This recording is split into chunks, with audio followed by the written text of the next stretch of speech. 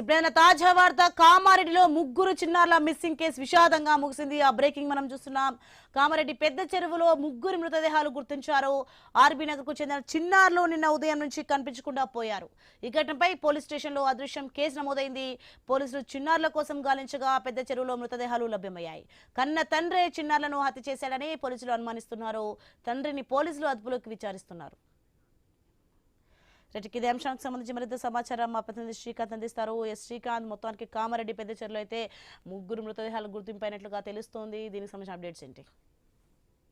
కామారెడ్డి జిల్లా కేంద్రంలో ముగ్గురు చిన్నారుల మిస్సింగ్ కేసు వారి కుటుంబంలో తీవ్ర విషాదాన్ని మిగిల్చిందని చెప్పవచ్చు. శనివారం ఉదయం నుంచి కనిపించకుండా పోయిన ముగ్గురు చిన్నారులు కామారెడ్డి పెద్ద చెరువులో రాత్రి 9 గంటల తర్వాత విగత జీవులుగా లభ్యం కావడంతో అక్కడ విషాదం నెలకొంది. కామారెడ్డి పట్టణంలోని ఆర్బీ నగర్ కాలనీకి చెందిన సిఫాత్ 8 సంవత్సరాలు, అలాగే హయాత్ 7 years, మరియం 5 years అనే ఈ ముగ్గురు చిన్నారులు అదృశ్యమైనట్లు పట్టణ పోలీస్ స్టేషన్ లో కేసు నమోదైంది.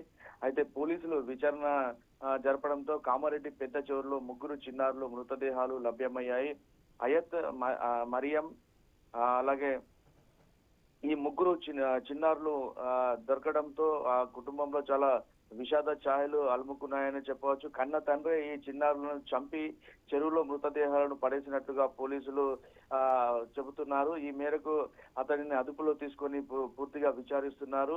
కాగా తల్లి పలువురి ఇళ్లలో పాచి పని చేసుకుంటూ తండ్రి ఆటో నడుపుతూ ఉన్నారు. అయితే ఈ కేవలం ఆర్థిక సమస్యలతోనే తాను ఇలా చేశానని చెప్పేసి ఆ ముగ్గురు చిన్నారులను చంపేశానంటూ ఎవరైతే తండ్రి ఉన్నాడో ఆ పోలీసుల వద్ద ఒప్పుకున్నట్లుగా మనకు తెలుస్తుంది. మొత్తానికైతే ఈ